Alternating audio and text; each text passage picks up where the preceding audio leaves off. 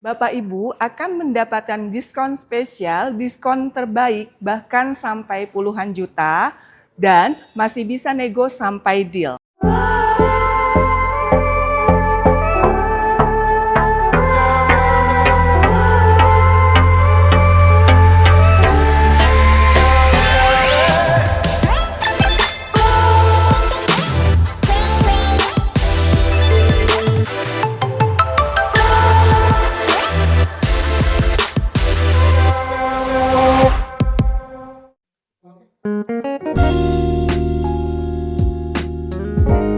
Assalamualaikum warahmatullahi wabarakatuh. Apa kabar teman-teman semuanya? Terima kasih sudah klik video ini. Saya doakan teman-teman selalu diberikan kesehatan, dimudahkan dalam segala aktivitasnya, dan tentunya selalu diberikan kesuksesan dan kebahagiaan. Jumpa lagi di channel Kacamata Adipras, channel yang mengulas info-info seputar otomotif.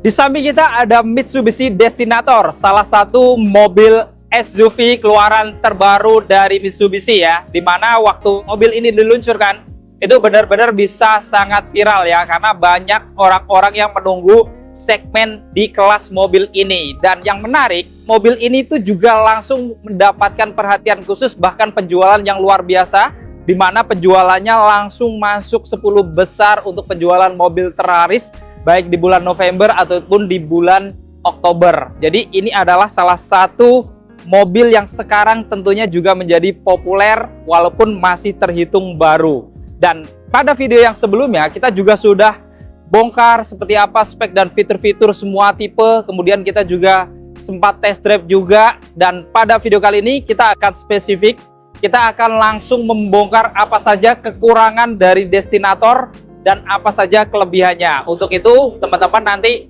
sebelum membeli mobil tentunya pengen tahu juga apa saja kekurangan dan kelebihannya. Tidak perlu memikirkan biaya servis mobil Mitsubishi barunya karena biaya servis sudah kami gratiskan. Dan yang terakhir, ini yang paling penting. Setiap pembelian mobil Mitsubishi melalui Elisa, Bapak Ibu akan mendapatkan hadiah langsung berupa voucher belanja atau e-money atau voucher nano coating secara langsung tanpa diundi. Dan bagi Bapak Ibu yang ingin melakukan test drive, bisa hubungi Elisa langsung, maka Elisa akan langsung siapkan unit test drive-nya. Dan seandainya Bapak dan Ibu tidak ada waktu untuk berkunjung ke showroom kami, maka cukup kirimkan alamat saja, maka akan Elisa datangkan unit test drive-nya ke alamat rumah atau kantor Bapak dan Ibu. Jadi, Bapak dan Ibu yang lagi cari mobil Mitsubishi barunya, jangan lupa hubungi Elisa ya. Jangan membeli mobil Mitsubishi dulu sebelum mendapatkan harga penawaran terbaik dari Elisa. Ingat Mitsubishi, ingat Elisa.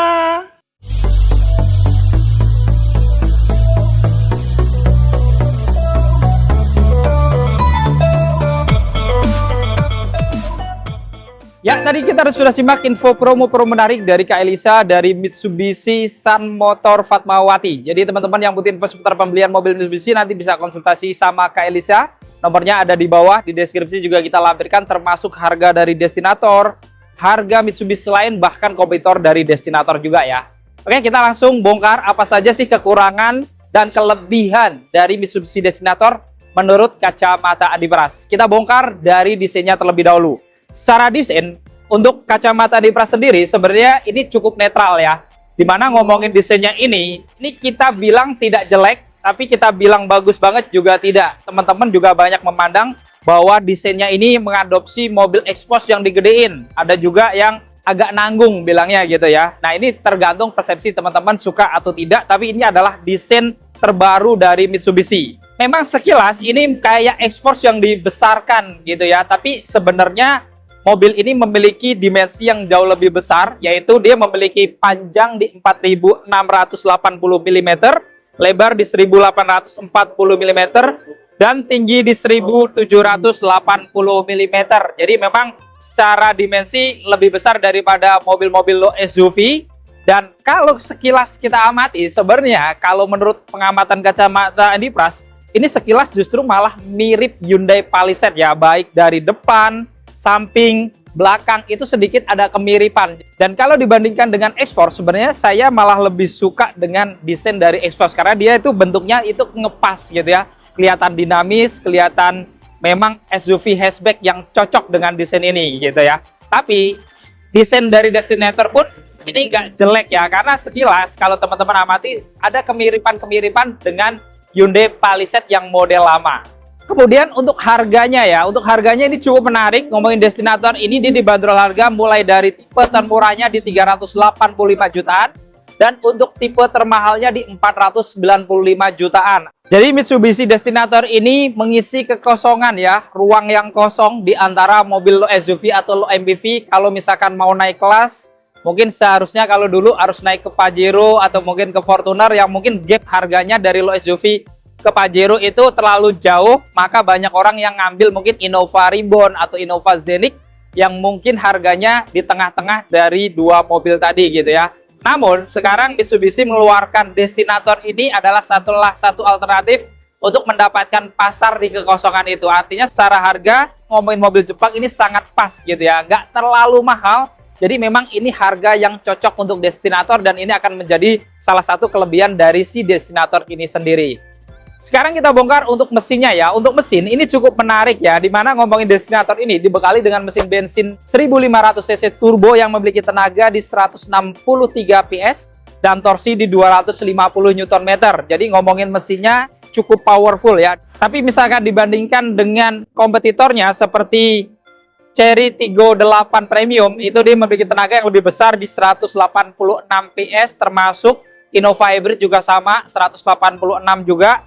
Tapi untuk Innova bensin di 174 ya, artinya memang dia lebih kecil tenaganya dibandingkan para kompetitornya. Tapi untuk kelas-kelas orang yang pengen baru naik kelas dari low MPV ke kelas yang di atasnya, itu tentunya ini akan dipertimbangkan juga. Kenapa? Karena tentunya dengan tenaga yang lebih kecil dibandingkan para kompetitornya, seharusnya bensinnya ini juga lebih irit gitu ya. Dan kita pernah tes ini, kita mendapati dengan kapasitas penumpang 7 orang, kita isi di bagasi juga ada 3 galon isi juga, itu dia mencapai 1:10 ya. Artinya memang nggak terlalu boros juga ya, karena saya pakai low SUV terkadang juga hanya dapat angka sekitar 1:10 sampai 1:13-an. Artinya cukup cocok gitu ya. Apalagi mobil ini memang berpenggerak roda depan yang memang seharusnya lebih irit dibandingkan mobil penggerak roda belakang gitu ya. Dan tentunya dengan penggerak roda depan ini dia juga lebih nyaman kalau dipakai di sehari-hari, plus dia juga membuat kos produksinya lebih murah,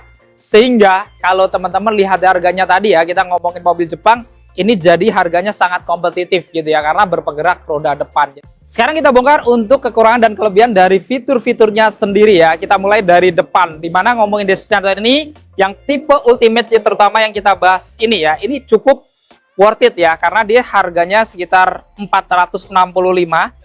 Kalau kita bilang fitur-fiturnya masih cukup lumayan lengkap ya. Seperti apa? Kita lihat di bagian depan ini semua lampu-lampunya itu sudah LED ya, baik untuk lampu utamanya, lampu sen, lampu fog lampnya semuanya sudah LED ya. Bahkan di depan ini juga mendapatkan kamera depan karena sudah dilengkapi dengan kamera 360 plus juga ada 4 sensor di bagian bumper bawahnya. Serta untuk yang Ultimate pun sudah mendapatkan ADAS ya, dimana sudah dilengkapi dengan Collision Mitigation Braking Assist yang bisa melakukan pengereman otomatis ketika Destinator mendekati objek di depannya. Seandainya dirasa jaraknya bahaya, dia bisa melakukan pengereman otomatis.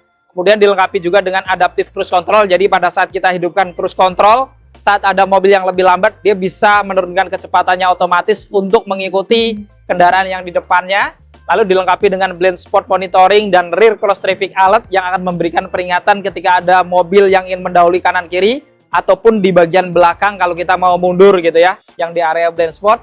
Lalu dilengkapi juga dengan auto high beam yang bisa meredupkan lampu utamanya di malam hari ketika berpapasan dengan kendaraan lain. Tapi sedikit ada kekurangan di mana dia tidak dilengkapi dengan lane keeping assist ataupun lane following assist gitu ya. Jadi kekurangannya di situ aja.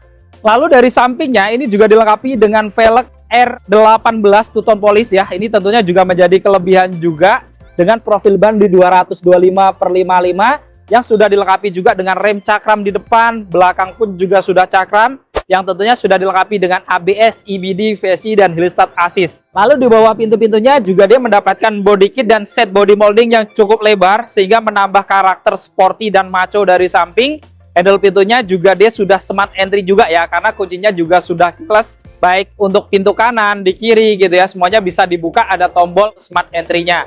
Lalu untuk spionnya ini juga dilengkapi dengan lampu sein, pengaturan kacanya elektrik, sudah bisa dilipat buka otomatis juga ya, dan tadi juga kita bahas, dia sudah ada blind spot monitoringnya, bahkan dia juga ada kamera di bawah spionnya untuk spion kanan kiri, karena sudah ada kamera 360 yang tentunya ini akan menjadi kelebihan juga. Lalu di atasnya dia juga mendapatkan roof rail ya, walaupun memang agak nanggung ya, karena mobil ini dibuat SUV yang seharusnya lebih gagah dari Xpander Cross, tapi dia nempelnya itu kurang mantap gitu ya, beda dengan yang ada di Pajero Sport. Dan secara keseluruhan eksterior sampingnya ini, kalau teman-teman perhatikan, dia sedikit ada kemiripan juga dari Hyundai Palisade yang model lama.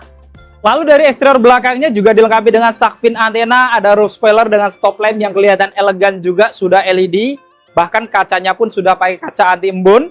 Kemudian di bagian tengah ini juga di bawah ada kamera belakang, ada 4 sensor juga di bagian bumper bawahnya, lengkap dengan 2 lampu reflektor di kanan kirinya ya. Dan untuk lampu-lampunya pun dia kayak mirroring dengan depannya, modelnya T-shape dan semuanya juga sudah LED. Artinya ini juga menjadi kelebihan dari si Destinator. Dan untuk yang tipe Ultimate Premium ini juga sudah power tailgate gitu ya. Jadi sudah elektrik dengan harga 295 jutaan, di bawah 500 jutaan. Tentunya kalau dibandingkan dengan si Innova ya, ini memiliki fitur-fitur yang lebih gitu ya. Teman-teman bisa buka langsung seperti tadi, atau bahkan bisa dibuka tutup dari remote, dan bisa dibuka juga dari kick sensor atau tombol yang ada di depan. Jadi ada 4 cara yang sudah elektrik, semuanya sudah power tailgate. Bagasinya juga lumayan ya, karena mobil 3 baris rata-rata seperti ini, dan pelipatan joknya ini juga menjadi kelebihan karena dia sudah rata juga dengan lantai gitu ya. Jadi akan mendapatkan bagasi yang maksimal, bahkan untuk penyimpanan toolkit dan dongkraknya juga dia disimpan di bagian kiri ini juga nih. Kalau teman-teman butuh toolkit ataupun dongkrak, nyimpannya dia sudah ada speaker Yamaha-nya juga. Ini juga akan menjadi kelebihan ya kalau dibandingkan beberapa kompetitornya yang mungkin masih standar gitu ya. Speakernya ini sudah pakai Yamaha. Oke, kita masuk ke dalam. Dan untuk dashboardnya ini boleh dibilang satu kekurangan, dia agak ada kemiripan dengan X-Force ya. Walaupun kita nggak menilai jelek ya, ini cukup baik, cukup kelihatan modern dari kanan ke kiri. Hanya memang ada kemiripan aja gitu ya. Di kanan ini dia ada tweeter ya, tentunya merek Yamaha. Ada kisi AC dengan aksen-aksen chrome dan warna-warna hitam glossy, lengkap dengan lapisan kulit. Dan di bawahnya juga untuk membuka bagasi bisa dari dalam ya, karena sudah elektrik. Ada idling stop juga, kemudian juga ada tombol untuk manual leveling untuk ngatur arah sorot lampu utamanya juga. Dan untuk bahan joknya dia juga tentunya sudah dilapis kulit ya, untuk tipe Ultimate sampai Ultimate Premium ini, dengan bintik-bintik di bagian tengahnya, bahkan dilengkapi dengan airbag juga ya untuk bagian joknya. Cuman memang sedikit kekurangannya, dia tidak ada kursi pijat ataupun tidak ada ventilated untuk AC yang di bagian jok. Itu aja mungkin kekurangannya. Kemudian untuk pengaturannya, karena yang tipe tertinggi dia sudah elektrik ya untuk di bagian drivernya, baik untuk sandarannya, maju mundur ataupun ketinggian joknya gitu ya. Jadi ada 8 pengaturan yang sudah elektrik di sini. Untuk setirnya juga menarik karena sudah dilapis kulit juga, bahkan dilengkapi dengan tombol-tombol yang cukup banyak, termasuk di bagian kanan ini ada pengaturan untuk adaptive cruise controlnya gitu ya. Kemudian ada tombol untuk kamera 360, untuk angkat telepon dan voice command, dan di kirinya juga ada untuk pengaturan head unit audionya juga, dan juga MID yang sudah digital. Dan di tengahnya juga mendapatkan airbag dengan logo Mitsubishi juga. Dan untuk setirnya ini juga bisa diatur naik turun ataupun maju mundur secara manual ya, jadi sudah tilt dan teleskopik. Lalu pengaturan untuk lampu-lampunya juga menariknya sudah ada pilihan auto juga, termasuk saklar fog lamp juga ada karena masih ada fog lampnya. Dan di kirinya juga ada saklar-saklar untuk menyalakan wiper depan belakangnya, ini juga sudah intermittent juga. Dan untuk hidupkan mesinnya juga sudah keyless ya, jadi cukup injak rem aja lalu ke tombol start engine-nya ya. Nah seperti ini, dan kita lihat ya, dia speedometernya sudah full animasi digital ya, dan full TFT juga tentunya untuk MID-nya. Jadi memang cukup modern, bahkan ini mirip yang ada di Pajero Sport juga gitu ya. Ini juga akan menjadi salah satu kelebihan kalau dibandingkan seperti Innova yang di bawah 500 jutaan gitu ya. Biasanya masih analog, ini sudah full layar digital semuanya. Namun kita bahas kekurangannya juga, sayangnya dia tidak ada HUD-nya gitu ya, atau head up display, sehingga boleh dibilang perlu nggak perlu, tapi sebenarnya itu akan membuat driver akan lebih fokus ya kalau ada HUD-nya. Jadi dia nggak harus lihat ke speedometer untuk melihat sekedar kecepatannya, tapi bisa langsung pantulan di bagian kaca depannya, sehingga driver akan lebih fokus seandainya sudah ditambahkan HUD. Untuk head unit audionya juga cukup besar, sudah floating ya. Modelnya juga kelihatan minimalis dan seolah-olah framenya menyambung sampai ke atas speedometernya juga gitu ya. Selain itu fitur-fiturnya juga lengkap, ada kode-kode berkendara seperti ini juga, misalkan setirnya teman-teman miring gitu ya. Kemudian untuk active yaw control-nya juga. Jadi active yaw control ini adalah salah satu sistem keamanan yang supaya kalau teman-teman misalkan di jalan yang menikung dengan kecepatan yang tinggi, dia tetap mengurangi oversteer ataupun understeer sehingga mobil tetap stabil ya. Juga ada indikator untuk traction controlnya. Kemudian teman-teman juga bisa indikator yang lain ya, seperti arah sudutnya gitu ya. Kemudian kemiringan tanah yang dilewati dan juga untuk kompasnya juga ada di sini.